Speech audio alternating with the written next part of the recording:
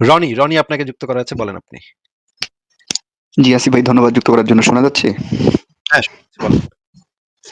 জি, আমি গত লাইভে যুক্ত হয়েছিলাম। তো ওইখানে একটা বিষয় ছিল যে আপনার মুশরিকদের জিজিয়ার অন্তর্ভুক্ত কিনা। তখন আমি মুমিনদের লাইভে গিয়েছিলাম, তখন তাদেরকে বললাম, তখন আমাকে বলল, ভাই আপনার বিষয়টি আমি জানিলাম যে দুই ধরনের মতবাদ পাওয়া যায়, ইমাম শাফি আর আরেকটা ইমাম হানাফি। তো আমাকে বললো যে যখন আপনি দেখবেন যে একই বিষয়ের উপর বিভিন্ন ইমামের বিভিন্ন মতবাদ আছে, তখন আপনারা মানে ওদের স্ট্যান্ডার্ড হবে আমরা সহি হাদিস এবং কোরআন এর উপর বেস করে প্রথমে আমরা দেখবো যে প্রথমে ওয়েট। তারা কি বলছে সেটা একটু আগে একটু বলেন বলেন তো। মানে যখন দেখবেন যে মানে একই বিষয়ের উপর বিভিন্ন ইমামের মত পার্থক্য আছে, মতবাদ আলাদা আলাদা দেখা যাবে, তখন আমরা সেটাকে জাজমেন্ট করব কোনটা মেনে নিব, সেটা শুধুমাত্র সহি হাদিস এবং কোরআন। কোরআন আগে, তারপরে সহিহ হাদিস, তাই না ভাই? হ্যাঁ, হ্যাঁ। তখন কোরআনে যে সেটা জিনিসটা বলা আছে সকলকে সেটাই তো জি, জি, হাইয়েস্ট প্রায়োরিটি পায় কোরআন, তাই না? জি, জি। আচ্ছা। তো এরপরে তারা কি বলল? তারপরে আমি মানে তাদের বললাম যে সিদ্ধান্তটা কি সেটা একটু আগে বলেন, যে মুশরিকদের থেকে জিজিয়া নেওয়া যাবে নাকি যাবে না, এটা কোনটা তারা বলছে? তারা বলছে যে জিজিয়া সকলদের মানে মানে মুশরিক, তারপরে আপনার মানে আহলে কিতাব আর ওই যে মাজুসি সবাই অন্তর্ভুক্ত। ও আচ্ছা, ঠিক আছে। তাহলে আগে আমরা একটু কোরআনটা একটু দেখে নিই ভাই। জি, জি, জি, অবশ্যই। আচ্ছা, কোরআনটাই তো প্রথমে দেখতে হবে আমাদের। কোরআনে কি বলা আছে আমরা একটু দেখি তো ভাই।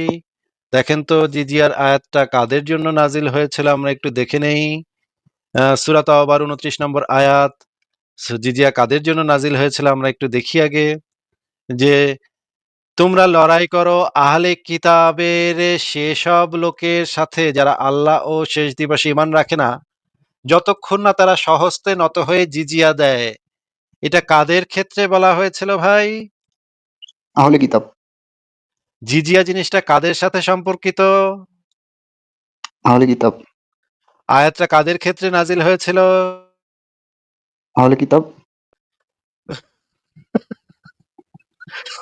সব লোকের সাথে আল্লাহর শেষ দিবসে ঈমান রাখে না। এটা তাফসিরে গেলে কি একটু মানে একটু যদি একটু ব্যাখ্যাটা। জিজিয়া বিষয়টা কোরআনে যেটা বলা আছে। আচ্ছা, আমরা একটু দেখি, কোরআনের আয়াতটা একটু দেখি। আহ জিজিয়া, এই যে জিজিয়া দেখা যাচ্ছে এখানে, জি, জি। জিজিয়াটা কাদের জন্য given the scripture, people of the scripture, those who were given the scripture, কি লেখা ভাই? The scripture. Those who were given the scripture, তার মানে কি? জি, যাদেরকে কিতাব দেয়া হয়েছিল।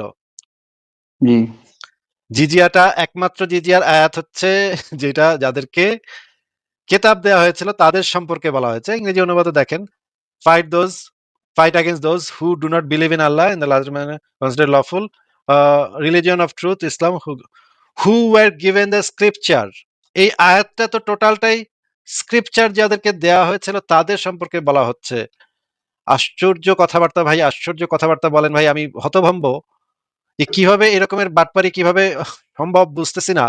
কোরআনে এই জিজিয়া জিনিসটা আহলে কিতাবের সাথে সম্পর্কিত করে দেয়া হয়েছে, এবং তারা যদি আপনাকে এরকমের কোনো রেফারেন্স দেখায় যে তারা মাজুসিদের কাছ থেকে, মোহাম্মদ মাজুসিদের কাছ থেকে জিজিয়া নিয়েছিল, হ্যাঁ, এই রকমের কিছু রেফারেন্স পাওয়া যায় যেখানে মোহাম্মদ মাজুসিদের কাছ থেকে জিজিয়া নিয়েছিল, কিন্তু সেটা নিয়েছিল সূরা তাওবা নাজিলের আগে। সূরা তাওবা নাজিলের পরে মুশরিকদের সাথে সমস্ত সম্পর্ক ছিন্ন হয়ে গেছে। আল্লাহ পাক মুশরিকদের উপর থেকে সমস্ত দায় দায়িত্ব তুলে নিছে। এরপরে আর কোন মুশরিকের সাথে উপরে কোনো দায় দায়িত্ব আল্লাহ বা তার রাসূলের নাই। এই জিনিসটা সূরা তাওবার বেশিরভাগ তাফসীরে এই জিনিসটা খুব স্পষ্টভাবে বলা আছে যে সূরা তাওবা হচ্ছে সম্পর্কচ্ছেদের আয়াত, তরবারির আয়াত। সূরা তাওবা নাজিলের পর তো মুশরিকদের কাছ থেকে কোনো জিজিয়া নেওয়ার কোনো প্রশ্নই ওঠে না। একটা মাত্র সেক্টর আছে, যে এই যে অগ্নি উপাসক যাদেরকে মাজুসি বলা হয়, এদের ক্ষেত্রে হযরত আলী যেই গল্পটা বলছিল যে তাদের এক পূর্বপুরুষ নাকি ভাই মানে ভাই বোন করছিল, মানে বিয়ে করছিল, এই কারণে তারা তাদেরকে আদমের অনুসারী হিসেবে করছিল, যে তারাও আহলে কিতাব। এদের এই যুক্তি দেখায় তাদের উপর থেকে জিজিয়াটা হালাল করছিল। কিন্তু মুশরিকদের সাথে তো জিজিয়ার কোনো সম্পর্কই নেই। এখানে তো পরিষ্কারভাবে লেখা, সূরা তওবা নাজিলের আগে মক্কার মুশরিকদের থেকেও জিজিয়া নেওয়া হয়েছিল, কিন্তু সূরা তওবা নাজিলের মাধ্যমে তো সমস্ত মুশরিকের সাথে সমস্ত সম্পর্ক ছিন্ন হয়ে গেল। সূরা তওবা নাজিলের পরে কোন মুশরিকের কাছ থেকে, মাজুসি ছাড়া কোন মুশরিকের কাছ থেকে জিজিয়া নেওয়া হয়েছে সেটা একটু দেখান তো আমাদেরকে। মাজুসি ছাড়া। সূরা তওবা নাজিলের পরে মাজুসি ছাড়া কোন মুশরিকের থেকে জিজিয়া নেওয়া হয়েছে কিনা সেটা একটা রেফারেন্স দেখান। না, না ভাই, এটা তো আমার ইয়া না। আমি আরকি ডিসকাস করতে গেছিলাম। তো তারা আমাকে, আমি তো ভাই মানে এটা আপনি যে আমাকে এখন এভিডেন্সটা দেখাইলেন, এটা তো আমি অবগত ছিলাম না। তখন আমাকে তারা এটার আরে মানে তাদের আশ্চর্য! এই সপক্ষে। বিষয়ে জিজিয়া নিয়ে কথা হুম, বলতে হুম। গেলেই তো সূরা তওবার ২৯ নম্বর আয়াত আনতে হবে। এটাই তো জিজিয়ার আয়াত ভাই। আয়াতে কি কেউ পড়ে নাই নাকি? এটা কিভাবে সম্ভব যে জিজিয়ার যে কোরআনের আয়াত এটাই কেউ না পইড়া এটা নিয়ে কথাবার্তা মানে হয়ে গেছে। এটা কিভাবে সম্ভব? আমি তো এটা বুঝলাম না। জি ভাই, আমি তো অবজ্ঞ, মানে এই বিষয়টা আমার জানা নাই। তো আমাকে যেহেতু দেখায়নি, সেহেতু আমি তো জানিও না যে এটা আছে কিনা। এটা তো মানে তাদের দেখানো উচিত ছিল। আশ্চর্য, আশ্চর্য! মানে জিজিয়া নিয়ে কথা বলা শুরুই তো করতে হবে সূরা তওবার ২৯ নম্বর আয়াত দিয়া, তাই না? জি। সূরা তওবার ২৯ নম্বর আয়াত তো আহলি কিতাবদের ক্ষেত্রে নাজিলকৃত আয়াত। আশ্চর্য ভাই! আমি তো মেজাজটা কেমন লাগে মানে আচ্ছা ভাই, আমাকে একটা তারা মানে দিছে, আমি আপনার বলি এটা আমি। আপনার বুংসুং বুঝায় দিল আর আপনি বুংসুং বিতে চলে আইলেন। ভুংচুং একটা হাদিস দেখাইছিল, সহিহ হাদিস। ওইখানে একটু মোটামুটি ক্লিয়ার ভাবে বলা আছে। আর আরেকটা রেফারেন্স দিছিল, হাদিস তো যেখানে আছে রেফারেন্সটা আমি বের করতে পারিনি। মাজুসিদের কাছ থেকে জিজিয়া জি, জি। নিছিল, মুহাম্মদ মাজুসিদের কাছ থেকে জিজিয়া নিছিল। এটা আছে তো হাদিস। এটা তো কোনো সমস্যা নাই। কিন্তু এটা তো সূরা তওবা নাজিলের আগে এবং সূরা তওবা নাজিলের পরেও মাজুসিদের থেকে জিজিয়া নেওয়া হয়েছিল। খুলাফায়ে রাশিদিনের আমলেও মাজুসিদের কাছ থেকে একমাত্র জিজিয়া নেওয়া হয়েছিল। এটার কারণ হিসেবে ব্যাখ্যা করছিল হযরত আলী। আপনাকে আমি দেখাচ্ছি। এটা দেখেন ভাই, হযরত আলী যে এই ব্যাখ্যাটা দিছিল, এই ব্যাখ্যাটা দেয়াটাই তো প্রমাণ করে যে আ কোন না কোনভাবে তাদেরকে আহলে কিতাব সাব্যস্ত করতে হবে। আহলে কিতাব যদি সাব্যস্ত করা না যায় তাহলে তাদের কাছ থেকে জিজিয়া নেয়াটা যায় না। এই কারণে হযরত আলী তাদের মানে আচ্ছা আপনাকে আমি একটু দেখাচ্ছি। একটু দেখেন।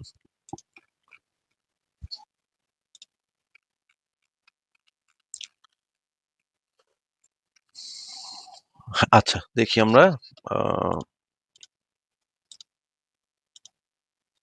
এটা হচ্ছে তাফসিরে মাঝারিতে যে জিনিসটা বলা আছে। দেখা যাচ্ছে স্ক্রিন? জি, জি, জি। আচ্ছা। এখানে কি বলা আছে? এই কথা শুনে মাসতুর বিন আহনাফ রাগের চোটে দাঁড়িয়ে বললেন, রাসূলের সিদ্ধান্ত নিয়ে তখনই তওবা কর, নাহলে তোকে হত্যা করব। রাসূল বাজারে হযরত আলী বললেন, "আমি অগ্নি উপাসকদের সম্পর্কে এমন একটি কথা বলব যা তোমাদের দুজনেরই পছন্দ হবে। অগ্নি উপাসকরা আসলে আহলে কিতাব। তাদের কাছে একটি আসমানি কিতাব ছিল।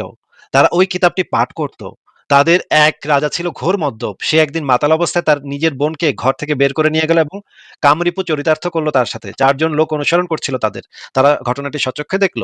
৪ জন লোকের সামনে তুমি এরকম অপমান করলে? এ তো শরীয়তের আইনে তোমাকে হত্যা করা হবে। রাজা বলল, তাই তো?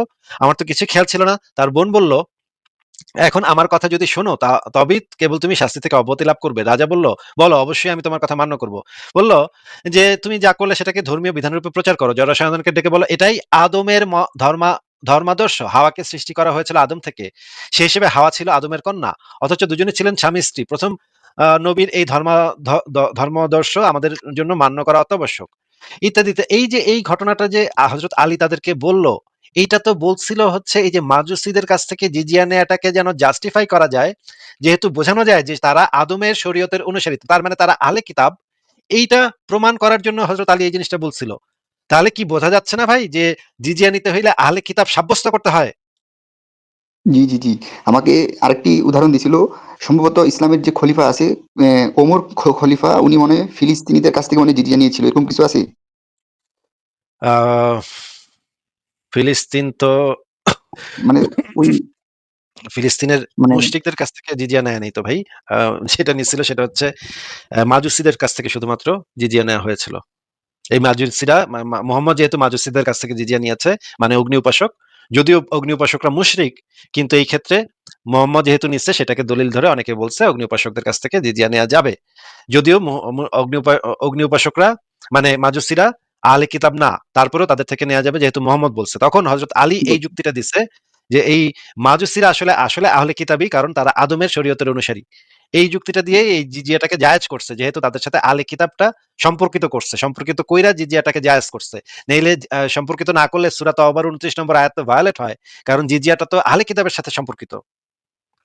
আর ভাই, আলীর এই বক্তব্যটা কোন কিতাবে, কোন খণ্ডে পাবো এটা আমি? অনেকগুলা গ্রন্থে আছে, তাফসিরে মাঝারিতে আছে, তাফসিরে জালালাইনে আছে, অনেক জায়গাতে আছে এই জিনিসটা। কিন্তু এইটা তো এই জিনিসটা তো আবার এইটা তো আবার সহিহ হাদিস খুঁজেন না, কারণ এটা তো সহিহ হাদিস হয় না, কারণ এটা তো হচ্ছে গিয়ে একটা বর্ণনা, এটা একটা তারিখ গ্রন্থের বর্ণনা। এখানে দেখেন তো কি লেখা? ইমাম আবু হানিফা বলেছেন, আরব অনারব সকল ইহুদি খ্রিস্টানদের নিকট থেকে জিজিয়া আদায় করা যাবে, অনারব মুশরিকদের নিকট থেকেও জিজিয়া গ্রহণ করা যাবে, তারা অগ্নি পূজক হোক অথবা মূর্তি পূজক।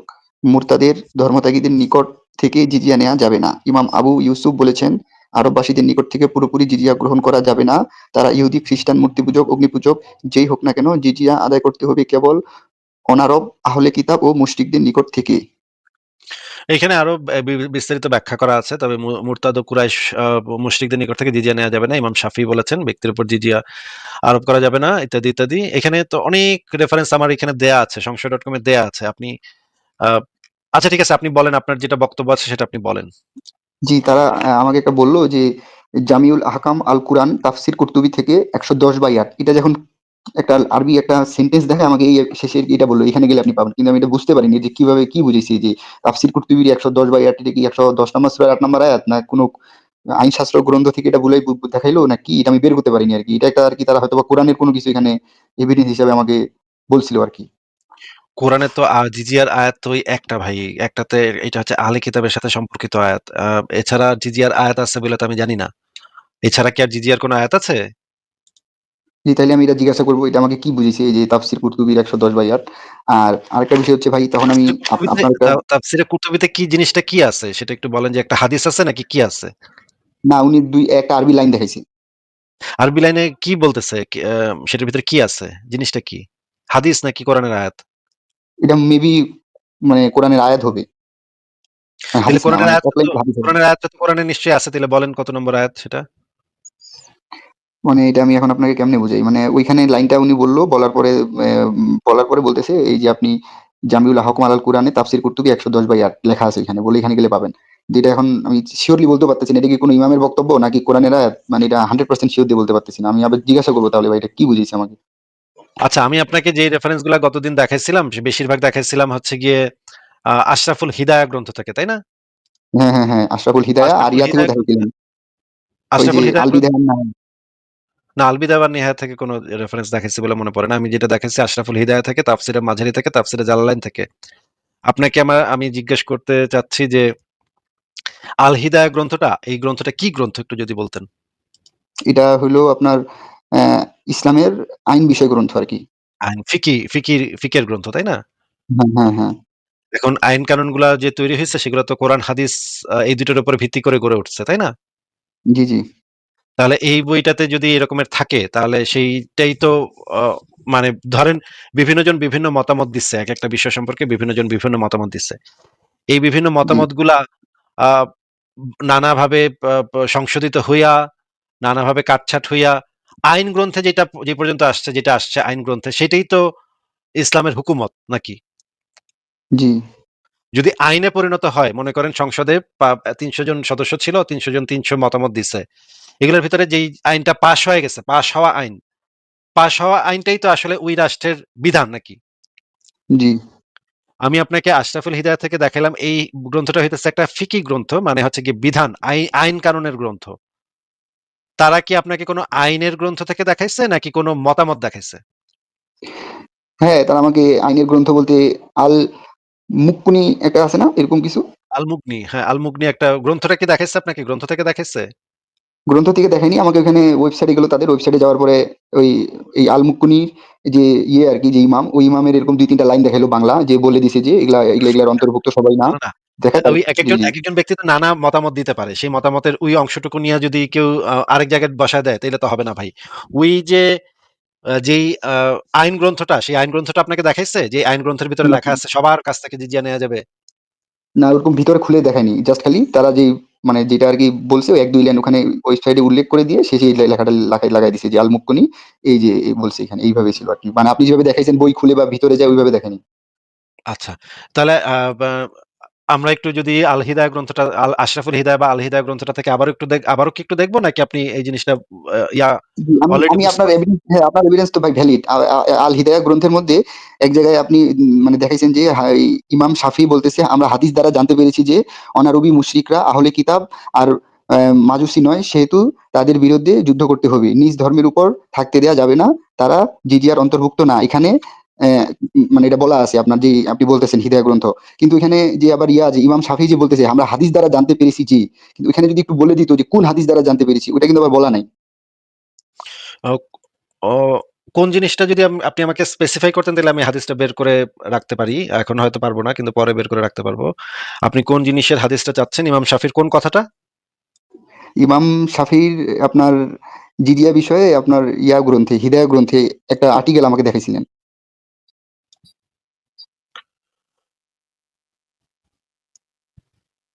আচ্ছা,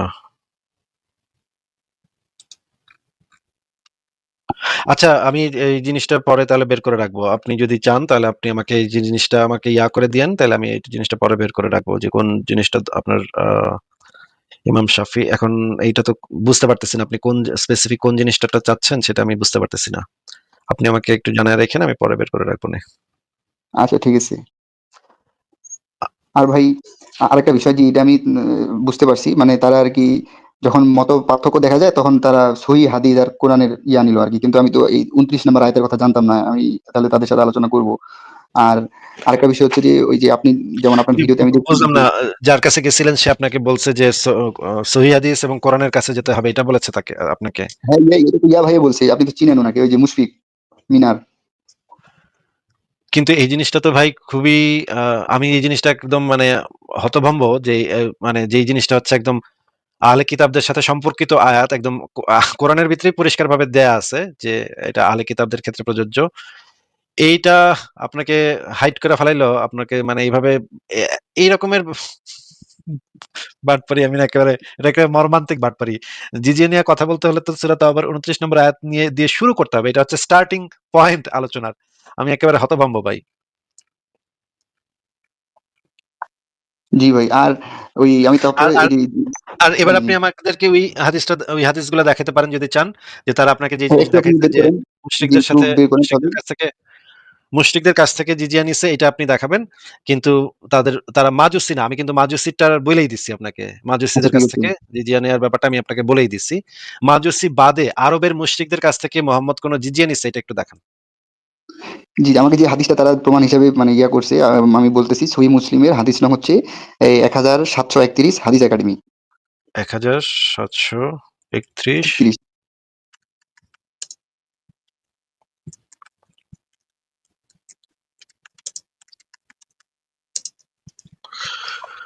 সহিহ মুসলিম হাদিস একাডেমি 1731। হাদিস একটু বড় আছে।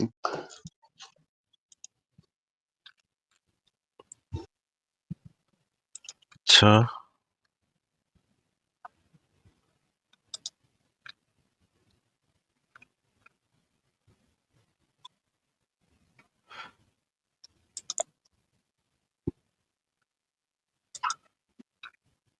আমি তো হাদিস একাডেমিতে এরকমের পাচ্ছি না ভাই।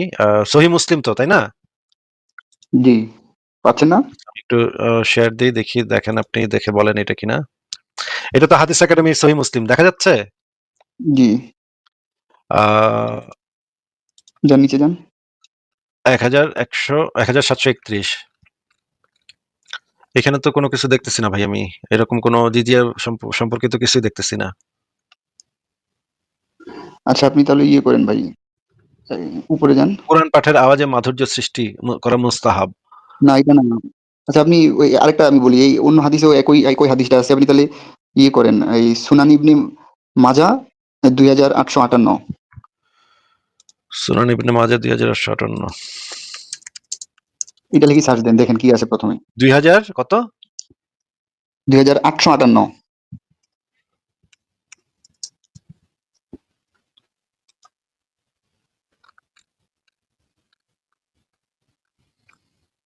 আচ্ছা, এটার ভিতরে থাকতে পারে বোধহয়, দেখি। এটাও বড় হাদিস। জি, এটাই হবে। আচ্ছা, দেখি আমি এখানে কি লেখা। ইমামের উপদেশ এখানে তিরস্কারের সাথে তোমরা আল্লাহ নামে এবং আল্লাহর পথে যুদ্ধ করো, যারা আল্লাহর সাথে কুফরি করে তাদের বিরুদ্ধে যুদ্ধ করো, তোমরা জিহাদ করো, বিশ্বাসঘাতকতা করো না, শত্রুপক্ষের মুশরিকদের বিরুদ্ধে সম্মুখ যুদ্ধে অবতীর্ণ হবে, তখন তাদের তিনটে বিষয়ের প্রতি আহ্বান জানাবে। হচ্ছে গিয়ে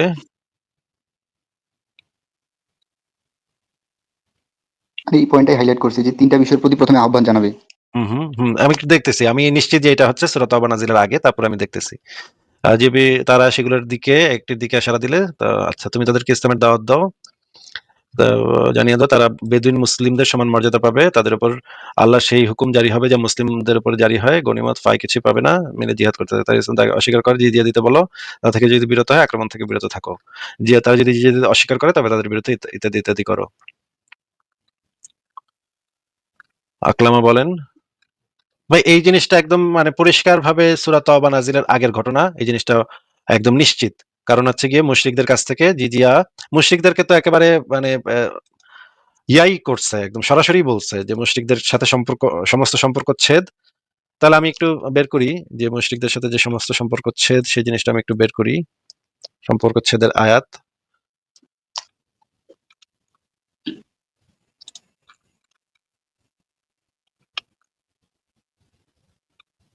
আচ্ছা,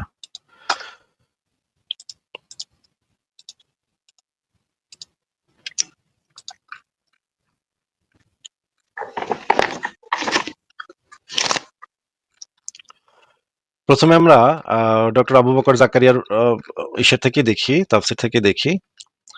এই তাফসির গ্রন্থটা তো সূরা আত-তাওবার তাফসির, এই তাফসির গ্রন্থটা হচ্ছে ডক্টর আবু বকর জাকারিয়ার। এটা কি আপনি, আচ্ছা আমি একটু সরাসরি ইসলাম হাউস থেকে বের করি, নাহলে আপনি হয়তো মনে করবেন যে এটা হচ্ছে সূরাত আত-তাওবার তাফসির, ইসলাম হাউস, সম্পাদনা ডক্টর আবু বকর মোহাম্মদ জাকারিয়া। এই জায়গা থেকে আমি একটু দেখি, এই বইটা থেকে এখানে কি লেখা আছে একটু পড়েন তো ভাই। সালাতের সাথে সাথে জাকাতের আলোচনা করেছেন। সহিহ বুখারী, মুসলিমে বর্ণিত হয়েছে, আব্দুল্লাহ ইবনু ওমর রাদিয়াল্লাহু তাআলা আনহুমা বলেন, রাসূলুল্লাহ সাল্লাল্লাহু আলাইহি ওয়াসাল্লাম বলেছেন, আমি লোকদের বিরুদ্ধে ততক্ষণ পর্যন্ত লড়াই করতে আদিষ্ট হয়েছি যতক্ষণ না তারা এই সাক্ষ্য দেয় যে আল্লাহ ছাড়া প্রকৃত কোনো উপাস্য নেই এবং মুহাম্মদ সাল্লাল্লাহু আলাইহি ওয়াসাল্লাম আল্লাহর রাসূল, এবং তারা সালাত প্রতিষ্ঠা করে, যাকাত প্রদান করে। আচ্ছা, এই আয়াতটাকে কি বলা হয় পড়েন তো, এখানে কি লেখা। এই সম্মানিত আয়াতটি হচ্ছে তরবারির জিহাদের আয়াত, যে সম্পর্কে দোহুক্কাক ইবনু মুজাহিম বলেন, হ্যাঁ, ইবনু মুজাহিম বলেন, এই আয়াতটি নবী সাল্লাল্লাহু আলাইহি সাল্লাম এবং মুশরিকদের সাথে সংগঠিত যাবতীয় চুক্তিতে রহিত করে দিয়েছে। মুশরিকদের সাথে যাবতীয়, সংগঠিত যাবতীয়, মুশরিকদের সাথে সংগঠিত যাবতীয় চুক্তিকে রহিত করে দিয়েছে এই আয়াতগুলা নাকি? জি, সকল চুক্তি এবং সকল মেয়াদকে রহিত করে দিয়েছে। আচ্ছা, এরপরে কি লেখা? আউফি বর্ণনা করেন, আব্দুল্লাহ ইবনু আব্বাস রাদিয়াল্লাহু তাআলা আনহুমা এই আয়াত সম্পর্কে বলেন, সূরা আল বারাআহ, সূরা আত-তওবাহ অবতীর্ণ হওয়ার পর থেকে কোনো মুশরিকদের কোনো চুক্তি এবং কোনো অঙ্গীকার আর অবশিষ্ট নেই। হারাম মাসসমূহ অতিক্রম হওয়া, সূরা আত-তওবাহ অবতীর্ণ হওয়ার পূর্বে মুশরিকদের থেকে দায়মুক্তর নির্দেশের দিন থেকে রবিউল আখির মাসের প্রথম ১০ দিন, এই ৪ মাস। আচ্ছা, তার মানে এই সূরাটা দ্বারা মুশরিকদের সাথে তো সমস্ত সম্পর্ক ছেদ হয়ে গেল, তাই না? ওই সমস্ত জি, নিরাপত্তা চুক্তি, সমস্ত দ্বিপাক্ষিক যাবতীয় যে চুক্তি আছে, এই যে ৪ মাস সময় দিছিল ওই সূরা তওবার এই আয়াতের ভিতরে ৪ মাস সময় দিছিল, এই ৪ মাস তাদেরকে ঘুরে বেড়াইতে সময় দিছিল, এরপরে তাদেরকে যেখানে পাওয়া যাবে হত্যা করা হবে। এটা তো সূরা তওবার ৫ নম্বর আয়াত, এটা সবাই জানে।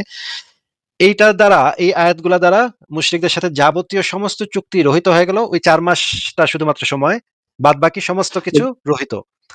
এরপরে জি। মোহাম্মদ, ভাই এখানে একটু, এরপরে আবার, তবে এটা হ্যাঁ, নাকি আমি বলি, আমি জিজ্ঞাসা করেছিলাম, এটা নাকি শুধুমাত্র স্পেসিফিক ভাবে ওইসব মুশরিকের জন্য যারা ওই সময় হুদায়বিয়া চুক্তির অন্তর্ভুক্ত ছিলেন।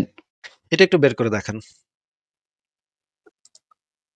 এটা বের করে ভাই দেখাতে পারলেই হবে, এটা বের করে দেখাতে পারলেই হবে। আমি আপনাকে ৩,০০০ রেফারেন্স এই মুহূর্তে দিতে পারবো।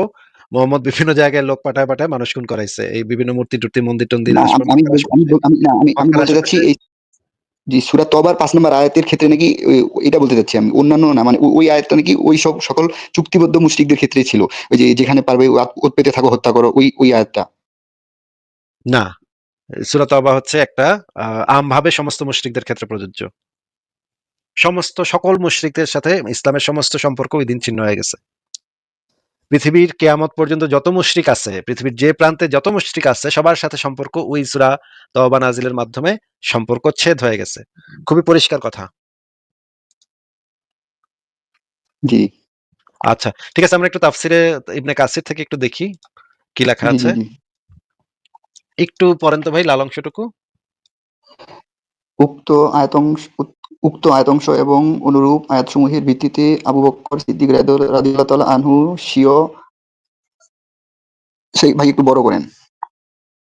আচ্ছা, এখন পড়া যাচ্ছে? স্বীয় খিলাফত জি, জি। স্বীয় খিলাফতের যুগে যাকাত প্রদানে অনিচ্ছুক ব্যক্তিদের বিরুদ্ধে জিহাদ করিয়াছিলেন। উক্ত আয়াতংশ দ্বারা প্রমাণিত হয় যে, কাফিরগণ যতদিন কুফরী ত্যাগ করিয়া ফরজ কার্যসমূহ পালন না করিবে, ততদিন তোমরা তাহাদের বিরুদ্ধে যুদ্ধ করিবে এবং তাহাদিগকে হত্যা করিবে। এখানে আল্লাহ তাআলা সালাত ও যাকাতের উল্লেখ করিয়া সকল ফরজ জি, আচ্ছা। এই জিনিসটা কোন আয়াতের সম্পর্কে বলা হচ্ছে? তাহাদিগকে ধরিবার জন্য তাহাদের অবরোধ করিয়া উৎপাতিয়া স্থানসহ উৎপাতে বসে থাকে এরূপ বিশাল পৃথিবীকে তাহাদের জন্য সংকীর্ণ করিয়া দিও। এই যে সূরা তওবার আয়াত সম্পর্কিত এই জিনিসটা বলা হচ্ছে, তাই না? এই যে ৪ মাস অতিবাহিত হওয়ার পর তোমরা সংশ্লিষ্ট মুশরিকদেরকে যেখানেই পাইবে সেখানে হত্যা করিবে। এই জিনিসটার সম্পর্কেই আল্টিমেটলি এই আয়াতটাকে ফলো করে আ আবু বকর তার খিলাফত আমলে জাকাত প্রদানে অনিচ্ছুক এবং যারা মুরতাদ হয়ে গেছিল তাদের বিরুদ্ধে জিহাদ করছিল এবং উক্ত আয়াতাংশ দ্বারা প্রমাণিত হয় যে কাফিরগণ যতদিন কুফরি ত্যাগ করিয়া ফরজ কার্যসমূহ পালন না করিবে ততদিন তোমরা তাহাদের বিরুদ্ধে যুদ্ধ করিবে এবং তাহাদিগকে হত্যা করিবে।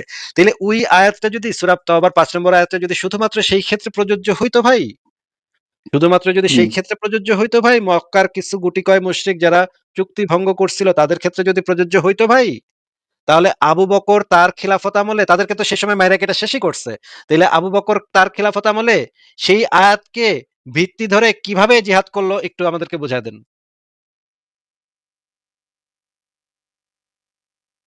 হুম। আবু বকর তার খিলাফত আমলে যদি সূরা তওবার ৫ নম্বর আয়াত আপনার তর্কের খাতিরে আপনার সাথে একমত হয়ে ধরে নিলাম বা ওই মুমিনের সাথে একমত হয়ে ধরে নিলাম, সূরা তওবাটা নাজিল হয়েছিল মক্কার কতিপয় দুষ্টু মুশরিক দুষ্টুমি করছিল মুহাম্মদের সাথে। মুহাম্মদ তখন সূরা তওবার ৫ নম্বর আয়াত নাজিল করে শুধুমাত্র ওই গুটি কয়েক মুশরিককে মানে একটু শাস্তি দিচ্ছে।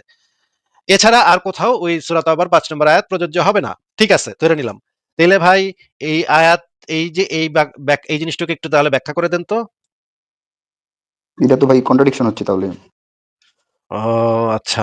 তাহলে আরো দেখবো আমরা আরো এরকম তো আমি হাজার বাইর করতে পারবো ভাই। হাজার বাইর করতে পারবো। আচ্ছা, মুহাম্মদ যে বলছিল যে আ মুশরিকদেরকে সে থেকে বাইর করে দিবে। মানে আরব উপদ্বীপ থেকে বাইর করে দিবে। সে কি বলছিল যে যারা চুক্তি ভঙ্গ করছে সেই সমস্ত মুশরিকদেরকে বের করব নাকি বলছিল যে সমস্ত মুশরিকদেরকে আমি বের করে দিব। আরব উপদ্বীপ থেকে সমস্ত মুশরিকদেরকে বের করে দিবে এটা বলছিল। জি, এটার ক্ষেত্রে আমাকে ৬ নম্বর আয়াতটা দেখাইছে যে যারা নাকি এই ইয়ার অন্তর্ভুক্ত না, যারা জানে না যে হামলা কিসের জন্য, কেন হচ্ছে, কি কারণে, তারা তারা যদি মানে ক্ষমা প্রার্থনা করে বা ইয়া হয় তাহলে নাকি তাদেরকে মুক্ত দেওয়া হবে। মানে ওরা বলতেছে যে নাস্তিকরা ৫ নম্বর আয়াত দেখায়, ৬ নম্বরটা দেখায় না। আচ্ছা, ৬ নম্বরে তো হ্যাঁ, ৬ নম্বরে বলা আছে যে কেউ যদি আশ্রয় চায় তাইলে তাকে আশ্রয় দিয়ে যেন সেটা মানে আল্লাহর আয়াত যেন তাকে শোনানো যায় এজন্য তাকে আশ্রয় দিতে হবে। কিন্তু আল্টিমেটলি তো তাদেরকে তো বের করে দিতে হবে। তাদের উপদ্বীপ থেকে তাদের অঞ্চল থেকে বের করে দিতে হবে। আচ্ছা একটু দেখেন ভাই, দেখায় না কে বলছে? আমরা তো দেখাবো না কেন এটা তো বুঝলাম না ভাই। আমরা কেন দেখাবো না? আমরা তো সবসময় বের করে দেখাই আরো পড়তে বলি। আচ্ছা, আ ঠিক আছে এই জিনিসটা একটু দেখেন তো। এই যে এই হাদিসটা একটু পড়েন তো ভাই এখানে কি লেখা? জি, জুয়াইব ইবনু হারব ও মুহাম্মদ ইবনু রাফি রহমাতুল্লাহ আলাই, জাবির ইবনু আবদুল্লাহ রহমাতুল্লাহ আলাই বলেন, আমার কাছে উমর ইবনু খাত্তাব রহমাতুল্লাহ আলাই বর্ণনা করেন যে তিনি রাসূলুল্লাহ সাল্লাল্লাহু আলাইহি ওয়াসাল্লামকে বলতে শুনেছেন যে, নিশ্চয় আমি ইয়াহুদী ও খ্রিস্টান সম্প্রদায়কে আরব উপদ্বীপ থেকে বহিষ্কার করব, পরিশেষে মুসলমান ব্যতীত অন্য কাউকে এখানে থাকতে দেব না। আচ্ছা।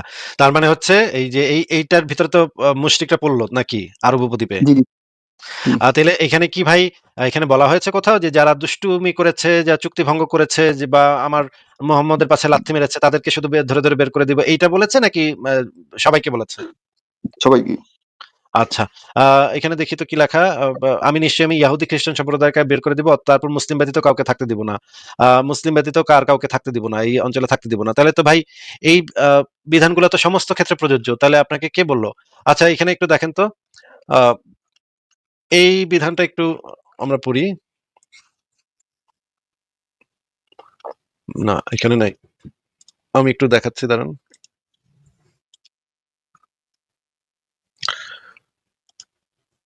এটা একটু পড়েন ভাই এই হাদিসটা।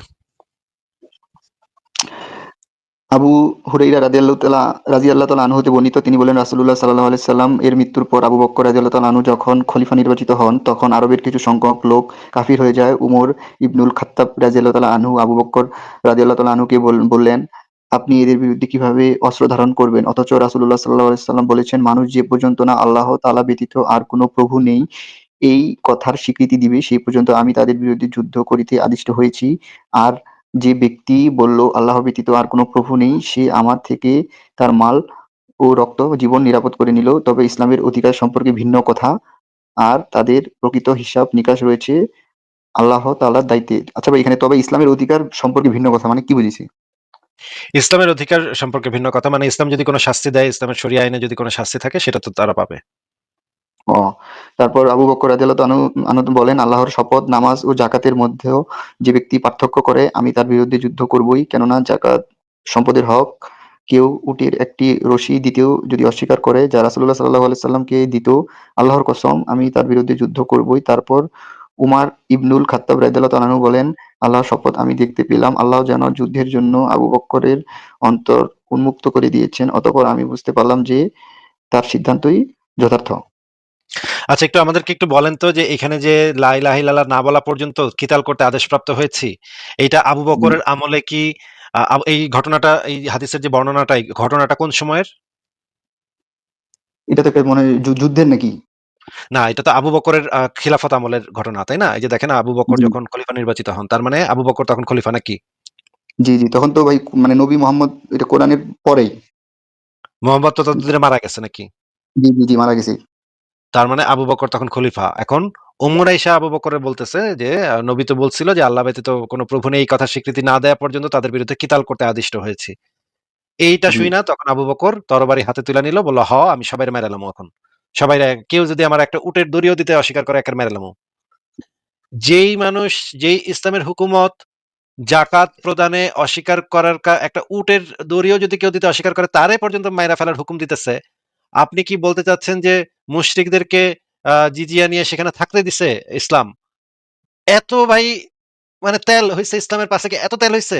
একটু বলেন তো ভাই, আমি তো বুঝতেছি না। জি ভাই, এটা তো ভাবার বিষয়। মানে যেই ইসলাম মুসলমানদেরকে থাকতে দিবে না, যদি জাকাত অস্বীকার করে, একটা দড়িও যদি কেউ দিতে অস্বীকার করে তারে পর্যন্ত মাইরা লাবে, আর আপনি মুমিনের কাছ থেকে শুনে আসছেন যে মুশরিকরা থাকতে দিবে?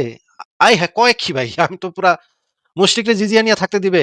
সূরা তওবা নাজিলের পরে কোন মুশরিক, আমি আপনি যেই রেফারেন্সটা দেখাচ্ছেন সেটা সূরা তওবা নাজিলের পরে, সেই জিনিসটা আমার কাছে ক্লিয়ার হয়নি। আপনি কি আর কোন রেফারেন্স দেখাতে পারেন যে সূরা তওবা নাজিলের পরে মুহাম্মদ কোন মুশরিকের কাছ থেকে, মাজুসি বাদে কোন মুশরিকের কাছ থেকে জিজিয়া নিছে দেখাতে পারবেন? না, এটা আপাতত পারতেছি না। যেহেতু একটা আপনাকে যেটা দেখালাম হাদিসটা, ওইটা তো আপনি বললেন যে এটা সূরা তওবা নাজিলের আগের হাদিস।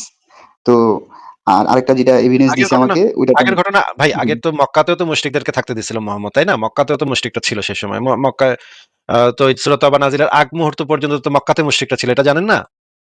জি, জি, সূরা তওবাটাই তো ছিল হচ্ছে গিয়ে সেই পয়েন্ট, যে পয়েন্টে মানে মুশরিকদের সাথে সমস্ত সম্পর্ক বিচ্ছিন্ন হয়ে গেল এবং সমস্ত চুক্তি, সমস্ত নিরাপত্তা, সমস্ত কিছু বাতিল, এবং ওই সময়টা দেওয়া হইলো। এই সময়টার পরে যাবতীয় সমস্ত মুশরিকের সাথে সম্পর্কচ্ছেদ। এবং এরপরেই তো বিভিন্ন জায়গায় মানে ছোট ছোট লোক পাঠাইলো, ছোট ছোট দল পাঠাইলো, দল পাঠায় বিভিন্ন জনকে মাইরা মেরে আসার জন্য। এদের সবাইরে মেরে ফেলতে হবে এখন, কারণ আরব উপদ্বীপে কাউরি আর থাকতে দিব না। ততদিনে কিছু ইহুদি খ্রিস্টানরা তখনও তাও জিজিয়া টিজিয়া দিয়া তখন থাকতেছিল। ভাই আপনাকে গতদিন আমি আর রাহিকুল মাকতুম থেকে দেখাই নাই যে উজ্জা দেবী, দেবীর মূর্তি ধ্বংস করতে গেল, এরকমের অনেকগুলা রেফারেন্স আছে যে বিভিন্ন জায়গায় মূর্তি টুর্তি ভাঙতে গেল, মন্দির টন্দির ভেঙে দিল, খাসাম গোত্রের মন্দির ভাঙলো, জুল খালাসার মন্দির ভাঙলো। এগুলো দেখেন নাই ভাই? জি, জি। আচ্ছা, আমি একটা রেফারেন্স সেদিন বাইর করে রাখছিলাম, সেটা যদি ফারাজ ভাই আপনি কি আছেন? আচ্ছা রনি ভাই, আপনি কি আর কোনো পয়েন্ট নিয়ে কথা বলতে চাইলে বলেন, আমি একটু দেখি, চিন্তা মনে করে আমি আরেকটা রেফারেন্স বাইর করে রাখছিলাম, সেটা আমার মনে পড়ে কিনা আমি একটু দেখি, হ্যাঁ? জি, আমি দাঁড়ান একটু, তাহলে আমাকে একটু সময় দিন।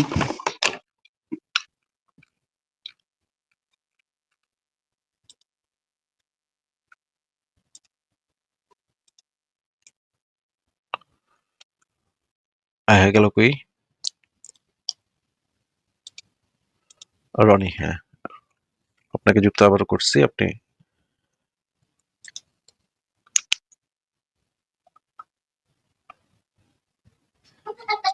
আসলে আমার কাছে রেফারেন্সের পরিমাণ এত বেশি আছে যে যেই কথা আপনার হুম। মানে এই মুমিনরা বলছে এগুলোর বিরুদ্ধে আমার কাছে এত রেফারেন্স আছে আমি এখন কোনটা থয়ে কোনটা দেখামো এটাই আমি হুশ করে উঠতে পারতেছি না। হ্যাঁ, কারণ এই এই রকমের কথার বিরুদ্ধে রেফারেন্স তো হাজার হাজার হাজার হাজার, এগুলো তো শেষ করে হ্যাঁ, মানে করা যাবে না। হাজার, হাজার আছে। কিন্তু মানে আমাকে যেটা বলল যে আপনি শুধুমাত্র সহিহ হাদিস আর কোরআন দেখাবেন।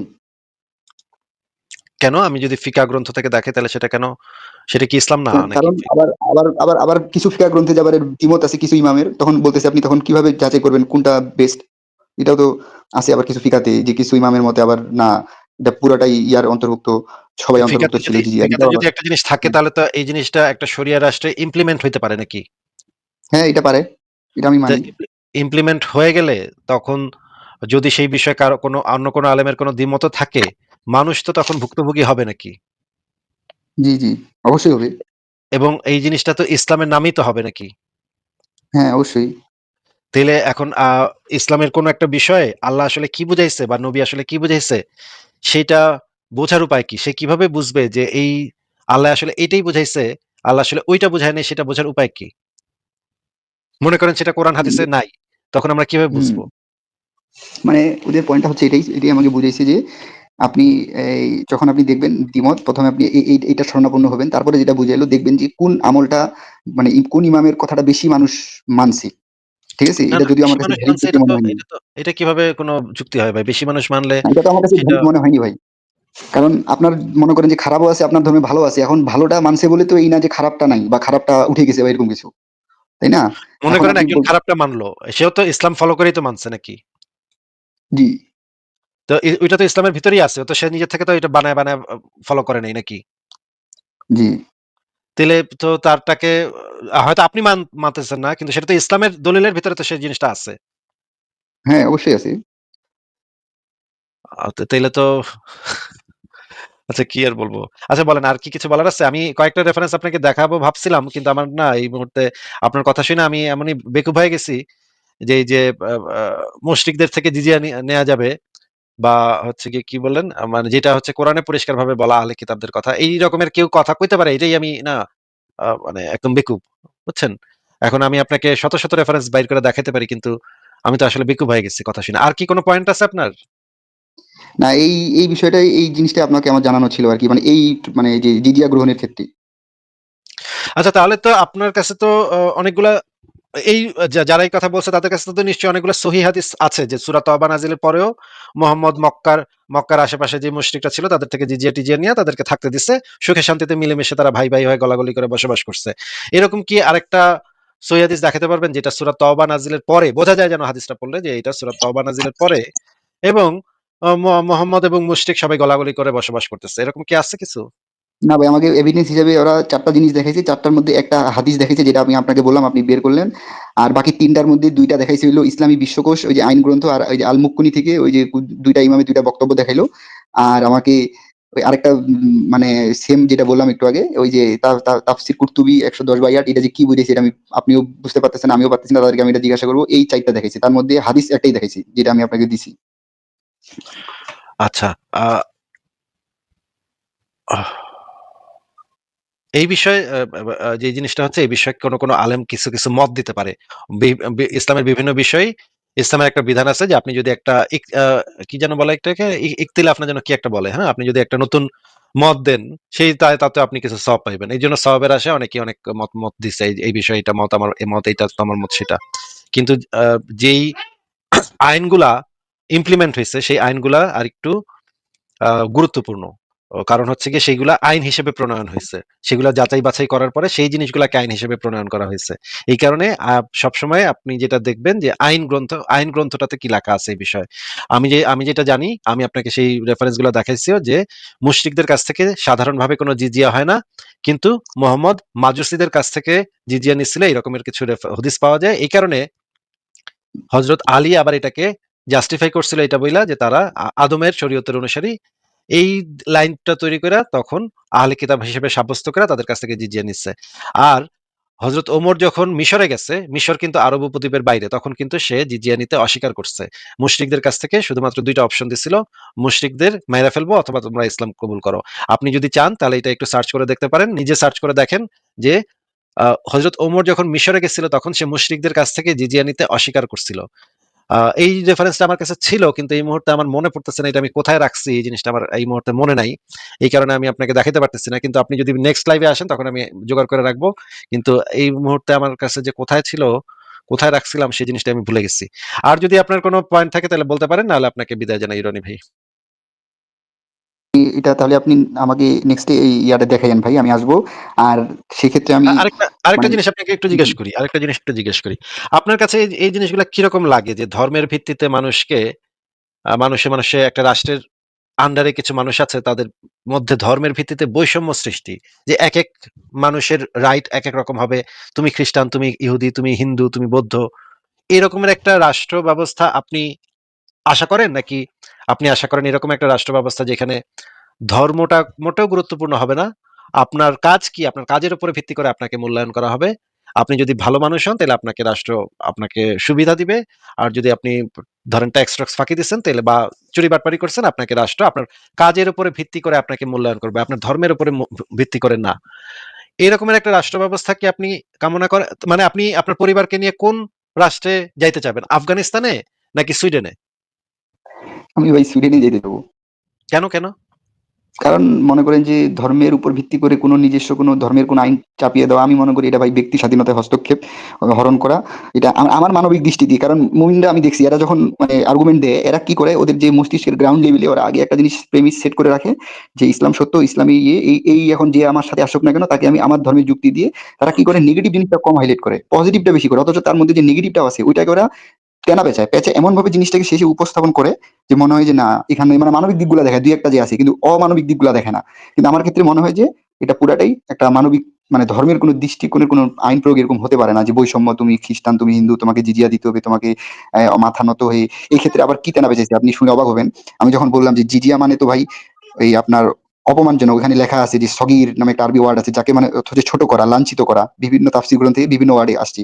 আমাকে যেটা তেনা পেঁচা শেষে নিয়ে যে আমাকে কিছু ইমামের কিছু বক্তব্য দেখে আমাকে বলতেছে যে এখানে অবশ্যই ছোট করা লাঞ্ছিত করা বোঝানো হয়েছে, বাট বিষয়টা এখানে এরকম না যে মানে তাকে নিজের যে মানে কি বলে মূল্যবোধটাকে সে অপমানিত হয়ে সেখানে সে জিজিয়াটা মানে মাথা নত হয়ে দিচ্ছে। এখানে মূল্য মানে লাঞ্ছিত ছোট করা বোঝানো হয়েছে যে সে যে একটা হিন্দু রাষ্ট্র বা ইহুদি রাষ্ট্রে যে সে বাস করে, তো সেখানে জিহাদের পরে সেখানে যে ইসলামিক খেলাফতটা যে মানে আইনটা যে প্রণয়ন হলো, এটা হওয়ার কারণে তার যে ধর্মের যে খেলাফতটা আগে থেকে ছিল, ধরেন হিন্দু রাষ্ট্রে মুসলিমরা জিতলো, জিতার পরে হিন্দুরা যে বাতিল হয়ে গেল, বাতিল হওয়ার কারণে ইসলামী শরিয়া আইন প্রণয়ন হইলো, এইটা হচ্ছে অপমান বোধ বুঝেছি বলে এখানে দেখছেন আমাকে এই বুঝ দিছি। ওহহো! মানে ভাই মানে আচ্ছা, বুঝাতে পারছি আপনাকে। মনে করেন হ্যাঁ, বুঝছি আমি মানে মোটামুটি বুঝছি, আইডিয়াটা বুঝছি। মনে করেন এইরকম যদি থাকতো তার ধর্মে যে আ বিধর্মীদের পাছায় বাঁশ ঢুকায়া খাড়া কইরা টাঙ্গে খাড়া করে রাখো। এইরকমও যদি তাদের কোরআনে লেখা থাকতো, হাদিসে লেখা থাকতো, তারা তো কোনো না কোনোভাবে তেনা-তেনা পেঁচায় একটা কিছু কইতো নাকি? নাকি তারা কইতো যে এটা খারাপ? এটা তো খারাপ, তো এটা তো কইতো না, তাই না? হ্যাঁ, তারা মানে পৃথিবীর কোনো কোনোভাবেই বিশ্বাসী মানুষ কি এই কথা কইবো যে না ভাই আমার ধর্মে এটা আছে কিন্তু এটা আমি পছন্দ করি না, এটা খারাপ জিনিস, এটা আমি পছন্দ করি না ভাই। আমার ধর্মে আছে, আল্লাহ কইছে, আমার নবীও করছে, কিন্তু আমি ভাই এটা ভাল লাগে না, এই জিনিসটা আমি পছন্দ করি না। এটা তো কোনো বিশ্বাসী মানুষ কইবো না, তাই না? না, না। কোনো না কোনোভাবে তেনা-তেনা পেঁচায় তো ওই যে পাছায় বাঁশ ঢুকায় রাখছে ওইটারই তো মানে ভালো। ওইটা তার পাছায় কেন দেয়া হয়েছে এটার একটা প্রেক্ষাপট আছে। আপনার প্রেক্ষাপটটা বুঝতে হবে। আপনার এই যে এটা একটা প্রেক্ষাপট, বিশেষ প্রেক্ষাপটে নাজিল হয়েছিল। ওর পাছায় অনেক চুলকাচ্ছিল। এজন্য আমাদের নবী বাধ্য হয়ে তাদের পাছায় এভাবে বাঁশটা দিয়ে দিয়েছে। এটা তো তাকে অপমান করার জন্য না, তার ভালোর জন্য পাশে বাঁশটা, এটাই তো সে কইবো, তাই না? এটা তো সে তো আর কইবো না যে এই জিনিসটা খারাপ, নাকি?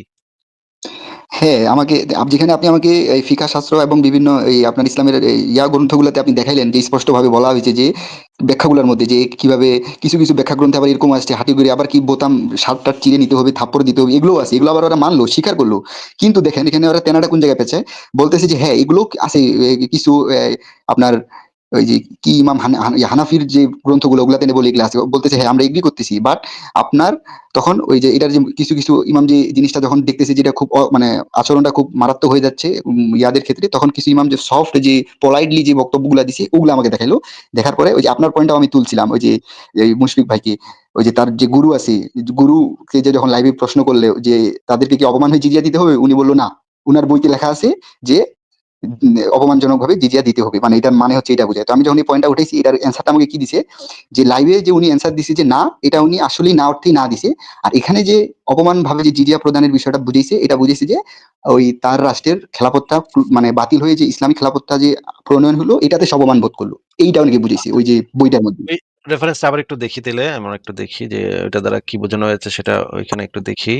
ডক্টর আবু বকর জাকারিয়ার বক্তব্যটা আবার একটু শুনি, শোনেন। আমরা বিজিত, আমরা মুসলিমরা, কাফেররা সেখানে এমন অবস্থায় হবে যে তারা নিজেরা আমাদের উপরে, অর্থাৎ মুসলিমরা সেখানে জয়ী, কাফেররা জয়ী নয়, এটা বলা। ওহুম সাগিরুন অর্থ হলো তারা বিজিত, আমরা বিজয়ী, এটা বলা উদ্দেশ্য। অর্থাৎ এরকম নয় যে তাদেরকে অপমান করে, তাদেরকে মেরে ধরে তাদের থেকে জিজিয়ে নিতে হবে, অথবা তারা অপমানিত করে তাদের থেকে বিভিন্নভাবে অপমানজনক ব্যবহার করে নিতে হবে, এটা আচ্ছা, এবার আমরা দেখি এখানে কি বলা আছে, দেখি আমরা। জিজিয়া হচ্ছে অপমান, অপদস্থ ও কুফুরির নিদর্শন। আল্লাহ তাআলার বাণী যে পর্যন্ত না তারা স্বেচ্ছায় ট্যাক্স দেয়, অর্থাৎ যদি তারা ইসলাম গ্রহণ না করে স্বেচ্ছায়, অর্থাৎ পরাজিত করে, বাধ্য করে, অর্থাৎ তারা অপমানিত, অপদস্থ। এই কারণে জিম্মিদেরকে সম্মান প্রদর্শন করা এবং মুসলিমদের ওপরে তুলে ধরার বৈধতা নেই, বরং তারা হীন, সম্মানহীন, হতভাগা। যেমন সহিহ মুসলিম শরীফে এসছে, আবু হুরায়রা রাদিয়াল্লাহু আনহু বলেন, নবী সাল্লাল্লাহু আলাইহি ওয়াসাল্লাম বলেছেন, তোমরা ইহুদি খ্রিস্টানদেরকে তাদের পূর্বেই আগ বেড়ে সালাম দিও না। তাদের কারো সাথে পথে যখন তোমাদের সাক্ষাৎ হবে হয়, তখন তাদেরকে সংকীর্ণ সরু পথে চলতে বাধ্য করো। ভাই, এই যে সংকীর্ণ সরু পথে চলতে বাধ্য করা, এই কারণেই আমিরুল মুমিনিন ওমর ইবনুল খাত্তাব রাদিয়াল্লাহু আনহু তাদের উপর অপমান, অপদস্থের এই প্রসিদ্ধ শর্ত আরোপ করেন। ভাই, এই কথাগুলা কি, মানে কেউ কি, মানে এগুলা কেউ কিছু বুঝতেছে না? তারা কি, এই মুমিনরা কি মনে করে এই কথাগুলোর অর্থ কেউ কিছু বুঝে না নাকি? যখন আপনি এর কোশ্চেনটা অ্যাড্রেস করে যখন কোশ্চেন করি, তখন এটা ব্যাখ্যা বা 2 লাইনের ব্যাখ্যা 10 লাইন দেয়, 10 লাইন দিয়ে ঘুরায় পেঁচায় এটাকে এইভাবে বোঝানো হয়েছে।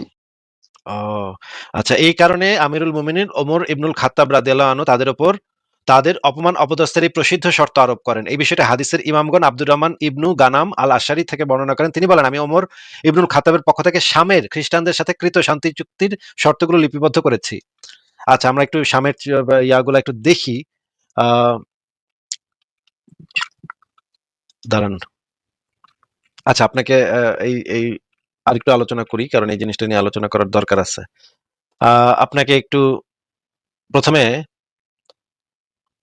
আপনি একটু বলেন তো যে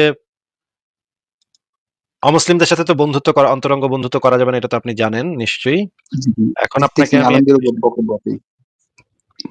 এখন শামের যে শাম দেশের, মানে শাম বলতে সিরিয়া বোঝায়। শাম দেশের সিরিয়া না, হ্যাঁ সিরিয়াই বোধহয়। শাম দেশের অমুক অমুক এই যে এটা হচ্ছে ওমর ইবনুল খাত্তাব যে শাম দেশের সাথে যে চুক্তিটা করছিল, সেই চুক্তিটার চুক্তিনামা। এখানে আমরা একটু দেখি এখানে কি কি লেখা আছে।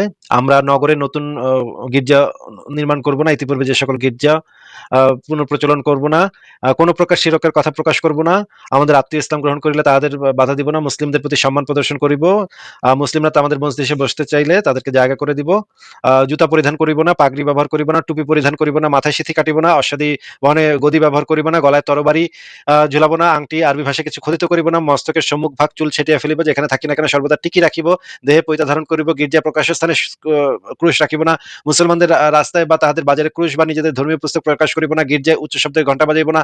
ভাই, কিছুই তো করতে পারবে না, কিছুই তো করতে পারবে না। এই চুক্তি করছিল হযরত ওমরের সাথে।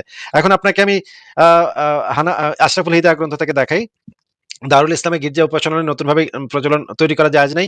এখন পর্যন্ত তো এই জিনিসটা নাই। সৌদি আরবে তো এখন পর্যন্ত কেউ নতুন কোনো আপনি প্রকাশ্যে কোনো অন্য কোনো ধর্ম পালন করতে পারবেন না। এখন পর্যন্ত নাই। তাহলে এইখানে তো এই জিনিসগুলো একদম পরিষ্কারভাবে দেয়া আছে। আচ্ছা, আমরা একটু এই ভিডিওটা, যদি আপনি এই ভিডিওটা কি আপনি আগে দেখছেন? জি, জি দেখছি। আচ্ছা, তাহলে এই ভিডিওটা স্কিপ করলাম। এই ভিডিওটা যেহেতু দেখছেন, অমুসলিমদের ধর্ম প্রচারের অধিকার নেই। আপনি আমাদেরকে একটু বলেন তো, একজন অমুসলিম কি একটা চাকরি মানে উচ্চ পদে চাকরি নিতে পারবে? বলেন তো, কি মনে হয়? অবশ্যই পারবে। হ্যাঁ? অবশ্যই তো পারার কথা, কেন পারবে না? আচ্ছা, দেখি আমরা একটু দেখি। একজন অমুসলিমের কিন্তু যোগ্যতা থাকলেও সে কিন্তু কোনো উঁচু পদ, যেই পদে ইয়া আছে, আ আ যেই পদে কর্তৃত্ব করা যায়, কোনো কিছুর উপর মনে করেন একটা স্কুলের হেডমাস্টার। এই পদে কিন্তু কোনো অমুসলিম যাইতে পারবে না। দেখেন এখানে কি লেখা আছে? এটা হচ্ছে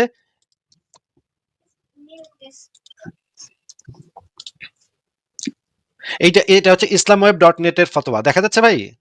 জি, জি, একটু বড় করেন। এইখানে যে জিনিসটা লেখা আছে আমি বাংলা করছি। বাংলাটা আপনাকে আমি দেখাবো। Is it permissible to appoint Christians to have positions of authority in Muslim countries? মানে পজিশন অফ অথরিটি, যে সমস্ত পজিশনে, যে সমস্ত পদে একটা অথরিটি থাকে, সেই পজিশনে কি একজন খ্রিস্টানকে অ্যাপয়েন্ট করা যাবে? এটা প্রশ্ন করছে। দেখা যাচ্ছে? জি, জি। আচ্ছা, আমরা দেখি এটার বাংলা অনুবাদ আমি করছি এআই দিয়ে। এখানে বলা হচ্ছে ফতোয়া একজন মুসলিম রাষ্ট্রে কাফেরদেরকে ক্ষমতাসীন পদে, এটা ভাবানুবাদ, এটা আক্ষরিক অনুবাদ না। মুসলিম রাষ্ট্রে কাফেরদেরকে ক্ষমতাসীন পদে বসানো যাবে কিনা? কোন একটা পাওয়ার অফ অথরিটি মানে হচ্ছে কি প্রধান, মানে মনে করেন প্রধান উপদেষ্টা, প্রধান বিচারক যেই পদে থাকলে মানুষ অন্যের উপরে কর্তৃত্ব আরোপ করতে পারে। প্রশ্ন, খ্রিস্টানকে কোন পদে কর্তৃত্বপূর্ণ বা শাসনপূর্ণ পদে নিয়োগ দেওয়া বৈধ, জায়েজ কিনা? এখানে পরিষ্কারভাবে বলা আছে, দেখেন। এসব দলিলের আলোকে ফতোয়ার উপসংহার দ্বারা অবিশ্বাসী কাফের তাদের যে কোনো মতবাদ বা উপদলি হোক কোন রকম শাসন, কর্তৃত্ব, দায়িত্বশীল বা ক্ষমতাশীল পদে বসানো, যার সাথে কর্তৃত্বের সাথে বিষয় জড়িত, শরীয়তের দৃষ্টিতে সর্বসম্মতিক্রমে হারাম। মুসলিম রাষ্ট্রে কোনো ক্ষমতার আসনে তাদের নিয়োগ দেওয়া বৈধ নয়। দেখা যাচ্ছে ভাই? জি, আচ্ছা, এখানে ইংরেজিটাও দেখি। Thus we conclude that it is unanimously prohibited to assign disbelievers irrespective of their sects and beliefs to position of authority. মানে হচ্ছে কোনো পজিশন অফ অথরিটিতে যাওয়া যাবে না। মানে উঁচু পদে আপনি তাদেরকে কোনো হেডমাস্টার, কোনো সচিব, এই সমস্ত কোনো পদে কোনো অমুসলিম থাকতে পারবে না। আচ্ছা, আপনি একটু বলেন তো ভাই, যে একটা মানে শরিয়া রাষ্ট্রে একটা মুসলমান যদি একজন জিম্মি বা একজন জিজিয়া দানকারী একজন ব্যক্তিকে হত্যা করে ফেলে, তার কি তার জন্য কি হবে বলেন তো? তার জন্য কি মৃত্যুদণ্ড আছে? মুসলমান হত্যা করলে তো মৃত্যুদণ্ড, জেল হইতে পারে। আচ্ছা, দেখেন, মুসলমান যদি কাফেরকে কাফের যদি মুসলমানকে হত্যা করে তাহলে তো অবশ্যই কাফেরকে মৃত্যুদণ্ড দিতে হবে। কিন্তু মুসলমান যদি কাফেরকে হত্যা করে তাহলে কিন্তু মৃত্যুদণ্ড নাই। দেখেন একটু। কিন্তু মুসলিমরা কেন ইসলাম থেকে মুখ ফিরাবে? কেন? ইসলাম তো আমাকে সম্মানিত করেছে। আপনি জানেন একটা ইসলামের মুসলিমের সম্মান কি? কোন মুসলিম যদি মিস্টেক বশত কোন কাফেরকে হত্যা করে ফেলে, রাষ্ট্রের ক্ষমতা নাই যে হত্যার বদলে হত্যা কেসাস করে কোন মুসলমানকে হত্যা করতে পারে। আল্লাহ বলছে এটা আমার বিধানে নাই। এটা একটা মুসলিমের মর্যাদা। কিন্তু সেই ইসলাম পেয়ে আপনি ধর্মটাকে যা ইচ্ছা তাই ভেবে নষ্ট করে দিচ্ছেন কেন? আচ্ছা, আমরা একটু যদি আমরা এই বিষয়ে হাদিসগুলা দেখি, এই সম্পর্কে অসংখ্য হাদিস আছে। এই যে দেখেন, আবু বকর জাকারিয়ারই মানে এই যে প্রচুর বাংলাদেশে প্রচলিত শিরক, বিদআত, কুসংস্কার পর্যালোচনা, এইখানে যে জিনিসটা বলা আছে, শিরক চর্চা করে তাদের রক্ত মুসলমানদের জন্য হালাল, হত্যাযোগ্য। ভাই, এই জিনিসটা কি দেখা যায় ভাই? রনি ভাই, এটা কি দেখা যাচ্ছে? জি, দেখা যাচ্ছে ভাই। ভাই, এই কথাটা একটা ছোট কথা, কিন্তু এই কথাটা কত মারাত্মক কথা। এটা কি, মানে এটা কে বলছে? এটা ডক্টর আবু বকর জাকারিয়ার বইতে লেখা এটা।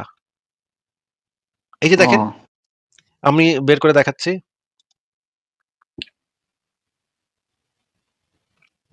দাঁড়ান একটু।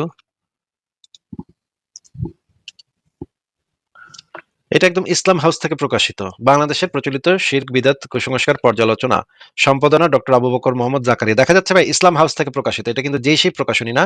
এটা হচ্ছে সারা পৃথিবীর সবচেয়ে বিখ্যাত ইসলামী গ্রন্থাগার ইসলাম হাউস থেকে প্রকাশিত। দেখা যাচ্ছে? জি। আচ্ছা, পৃষ্ঠা নাম্বার 7 চলে যাই, দেখি এখানে কি লেখা। এই কথাটা একটু পড়েন তো ভাই। নিশ্চয়ই যে ব্যক্তি যারা শিরক চর্চা করে তাদের রক্ত মুসলমানদের জন্য হালাল, হত্যাযোগ্য। আল্লাহর ভাষায়। আল্লাহর ভাষায় এটা কোন ইয়া দিছে, এটা এভিডেন্স? এই যে অতঃপর সূরা তওবা, সূরা তওবার শিরককারী 5, সূরা শিরককারী তওবার যদি 5, হত্যা এই যে সূরা তওবার 5, উম, আরেকটা দিছে মনে হয় উপরে, ওই যে সূরা তওবার 5 এর উপরে। 5 এর উপরে সূরা মাইদার 72। এটা আগে এই যে হ্যাঁ। ভাই, এই জিনিসগুলা তো দেখাইতে থাকলে তো হাজার হাজার দেখানো যাবে, কিন্তু এইখান থেকেই তো পরিষ্কার বোঝা যাচ্ছে যে একজন, এই যে দেখেন, হাদিসে বলা আছে কোন মুসলিমকে কাফির হত্যার বদলে হত্যা করা যাবে না। অসংখ্য হাদিসে আছে কাফিরের বদলে মুসলিমকে হত্যা করা যাবে না। তার মানে তো বোঝাই যাচ্ছে যে একজন অমুসলিমের স্ট্যাটাস, একটা শরিয়া রাষ্ট্রে একজন অমুসলিমের স্ট্যাটাসটা কি, সেটা তো বোঝাই যাচ্ছে নাকি? বোঝা যাচ্ছে। তাহলে মানে এরা বলতেছে যে মানে অমুসলিমদের সাথে কি গলাগুলি করে থাকার কথা নাকি, কোরআন হাদিসে আছে নাকি, এরকম বলতেছে। হুম। যাই হোক, আপনাকে আমি যেটা দেখালাম যে মুশরিকদের কাছ থেকে জিজিয়া নেওয়ার বিধান নাই, কিন্তু আরবের মুশরিকদের ক্ষেত্রে তো নাই। কিন্তু অনারব মুশরিকদের ক্ষেত্রে কি হবে সেটা নিয়ে বিভিন্ন ইয়া হয়েছে। আচ্ছা আমি তাহলে আজকে আমার বিদায় নিতে হবে, আমার একটা ফোন চলে আসছে। তাহলে ফারাজ